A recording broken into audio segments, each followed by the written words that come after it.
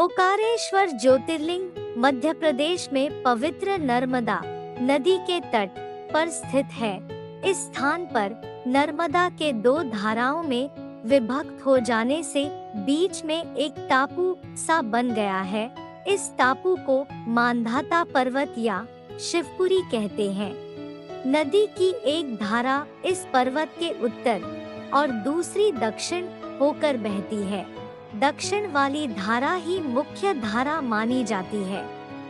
इसी मांधाता पर्वत पर श्री ओंकारेश्वर ज्योतिर्लिंग का मंदिर स्थित है। पूर्व काल में महाराज मांधाता ने इसी पर्वत पर अपनी तपस्या से भगवान शिव को प्रसन्न किया था। इसी से इस पर्वत को मांधाता पर्वत कहा जाने लगा। इस ज्योतिर्लिंग मंदिर के भीतर दो कोठरियों से होकर जाना पड़ता है।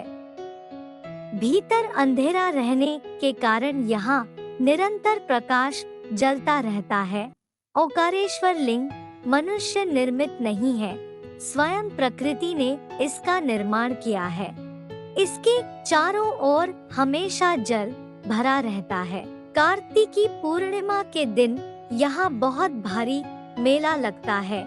यहाँ लोग भगवान शिवजी को चने की दाल चढ़ाते हैं। रात्रि की शिव आरती का कार्यक्रम बड़ी भव्यता के साथ होता है। ओंकारेश्वर ज्योतिर्लिंग के दो स्वरूप हैं। एक को ममलेश्वर के नाम से जाना जाता है।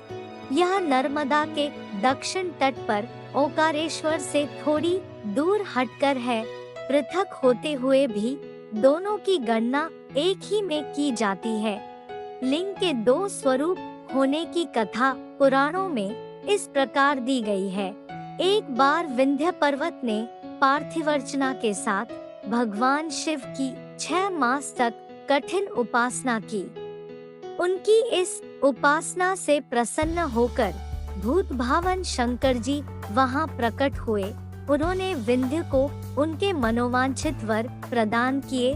विंध्याचल की इस वर प्राप्ति के अवसर पर वहां बहुत से ऋषिगण और मुनि भी पधारे। उनकी प्रार्थना पर शिवजी ने अपने ओंकारेश्वर नामक लिंग के 2 भाग किए। एक का नाम ओंकारेश्वर और दूसरे का अमलेश्वर पड़ा। दोनों लिंगों का स्थान और मंदिर पृथक होते भी दोनों की सत्ता और स्वरूप एक ही माना गया है।